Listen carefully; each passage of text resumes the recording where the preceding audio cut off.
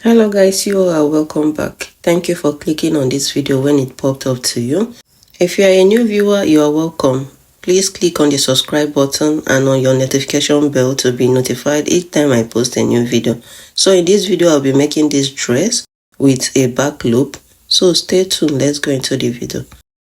I use a sequin material, about half yard of it, net, 10 yards of net, and a satin lining, 1 yard, and a lining, cotton lining, 1 yard. So I use the crinoline as well. I'll be using 5 yards of it out of this. So I have a basic bodice for a 3-year-old here. Please check on my other videos, you will see how I drafted this. I have numerous videos where I drafted this. So the length of this bodice I'm working with is 9.5 inches. And I added half an inch to join it to the down part and half an inch to join the shoulder. So I'll be cutting the front on fold and the back will be ×2. But before cutting the back, I will modify it. Remember, this pattern does not have any zip allowance, no zip allowance on the pattern. So the first thing to do is to, on the neckline I took 2 inches. Then on the down part, you can come up by 2 or 1 inch if you want. If you don't want the opening to reach your down part, but I want mine to be reaching the waist part. So on the waist part, I'm coming out in by 1.25. So on the neckline, 2 inches, I took my neckline. Then on the down part, you can do 1 inch, but I did 1.25. So like I said, there is no zipper allowance on this pattern. We'll be cutting that place off. The back zipper area will be replaced with a loop. So I will join the 2 lines from my 1 inch to my 2 inches. And I will cut off that area.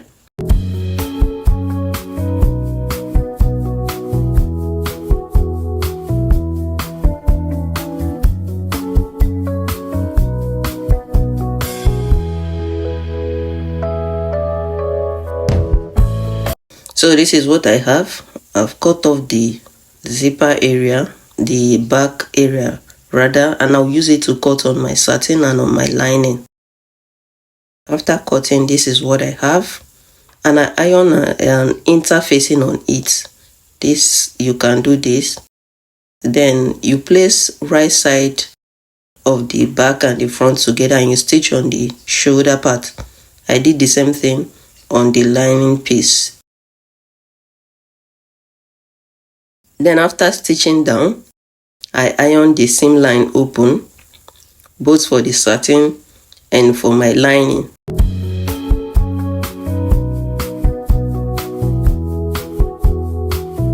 So I have a belt here.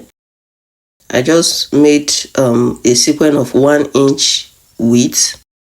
Then the length is that of my front bodice, and I have a buckle. I passed it through, just what you are seeing me doing. So I just want to give this dress a design. I got this buckle from those selling tailoring materials, and I will put it on the front part, making sure I have 0.75 allowance on the down part so that I can stitch on my skirt part. So I'll stitch both sides.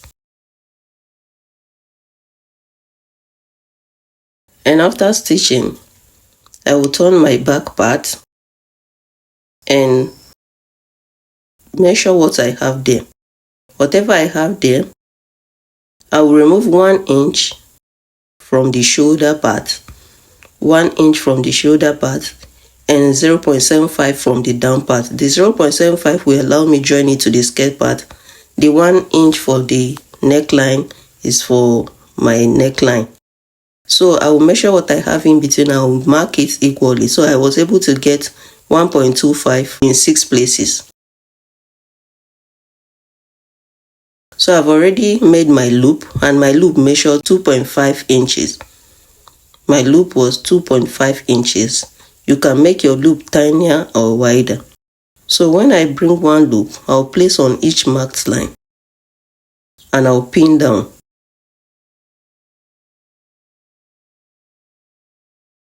So from one marked line to the other, I pin down. Then I'll bring another second loop and place it closer to the first one and pin down to the second line again. So one line will be having 2 loops on them by the side. Then I'll pin to the other line I marked. So I will take this through and do it to all the 2 sides.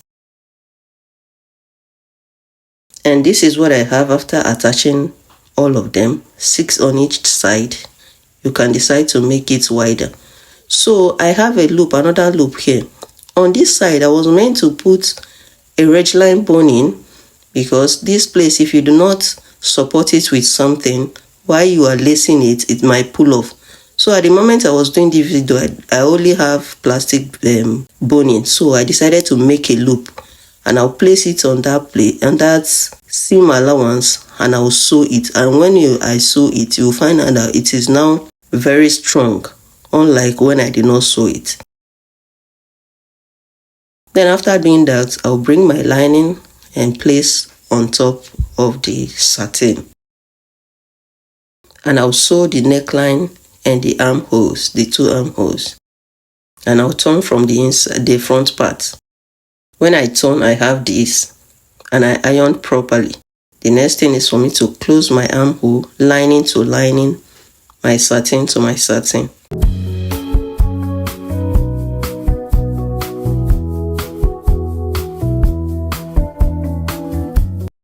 So for my skirt part, like I said, I had 10 yards of net, and I folded it in a way that it allowed me to cut it into 3 layers. Each layer, the two layers was 17 inches in length. Then for 17 inches in length. Then the one that I'll be attaching my crinoline and my sequin is just 1 inch longer. This is 18 inches. And my crinoline, I've cut it out. The width is 5 yards and the length is 4 inches length. So for the one that is 18 inches, remember this is 10 yards. I will, the one on the 17 inches, I will go and gather the 2 of them and keep them aside. Then the one of 18 inches, which is just 1, I will divide it into 2, and it will be 5 yards into 2. This is 10 yards. This is when I divide into 2, it will be 5 yards. As I divided it into 2, I will double it and place my sequin on it. Then my crinoline on it, I will take to my sewing machine and sew. After sewing, I will flip it over to the other side and top stitch. So this one will now be 5 inches, but it is 5 yards, but it is doubled. This one will be 5 yards, but doubled. So I have a half circle cut out for my lining and for my satin. I'll be using the satin to line the net and my lining for my inner part. I'll go over to the machine and hem the down parts for the 2 of them. So my lining was shorter by 2 inches. So when I was on the machine, I didn't know it wasn't capturing well. I placed the net under 2 layers of net, then my sequin and my crinoline or horsehair braid on top, and I made sure I was catching the 4 of them. So after sewing, I top stitched, I flipped it over to the other side and I top stitched and I iron. So this is now 5 yards and the length is now 17 inches because I took 1 inch for my crinoline. So it has matched with the other length. So as you can see, it is doubled. So you need to double it so that it can carry the weight of the crinoline or horsehair braid. So I made sure I doubled that, and you top stitch when you flip over to the right side, to the other side. So I'll go and gather it to the exact waist measurement, just like I gathered the other 2 that does not have sequin on them. I've gathered this to the exact waist measurement, and I'll bring the 3 of them and join them together to serve as one. And after joining them, this is what I have. The 3 pieces are now one, and the next is for me to bring my satin, doll face satin, and place on the other side that does not have the sequin. So I will place the shiny part, not the dull part. This does not really reflect outside anyways, but I just want to be placing the shiny part to the side of the net. So after sewing it, I have this, and I will take to my machine and close it up. I will close it up with the waist measurement. The waist measurement I'm working with is 22 inches, but I will add 1 inch for ease. So I'll close it up with 23 inches. I'll close the net separately and the doll face separately. Then the lining, I'll close it all separately with the same measurement.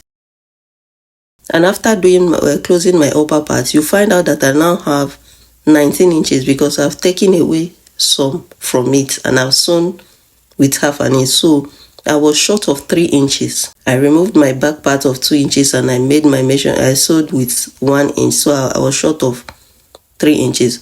So you see that your skirt part will now be longer than this, your upper part. It is normal for it to be so because some parts have been cut out. So I located the middle part on my upper part and the middle part on my skirt part. And I will match the two middle parts together. And I'll pin them through. And wherever it stops, that will be my opening for the back. So I'll pin this to the other end. It will not cover the whole of the net because I've cut it out. So after stitching, this is how it looks. So the upper part did not get through the whole of the skirt part. So for my lining, I have stitched it with the same measurement I stitched my net with. So when I flip the inside of it, I will put my lining inside it. I'll make sure I'm matching the side is supposed to touch, the right side to each, to the lining on the bodice. And I will match the seam line on my lining to the seam line on my net. And I'll stitch it all around. And it will rhyme because I close with the same seam allowance. So after doing that, this is what I came up with. The rough edges on the back part has been closed with the lining. And because this is the method I use, there is a tendency that the lining will be pulling out. And I also use a white lining. So I will top stitch towards the lining side. I will push all the whole seam towards the lining side and top stitch so that it will not be pushing itself outside, especially at the back that will be showing. Even though we are going to attach a bow on this back part, so I will top stitch all of them towards the lining. It will be a struggle, but I'll try to do that. And I've hemmed the down part. So this is what I came up with. And I'll bring my bow. I've made a bow and I'll tack it to that point.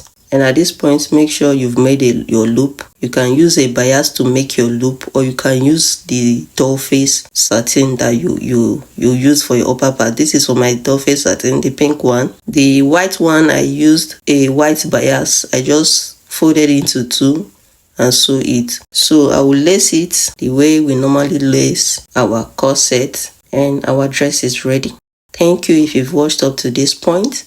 And if you know you've not subscribed, what are you waiting for? Please just hit on the subscribe button and give me a thumbs up. And check on other of my videos. You will definitely see what you will like. Thank you and God bless you. See you in my next videos. Bye.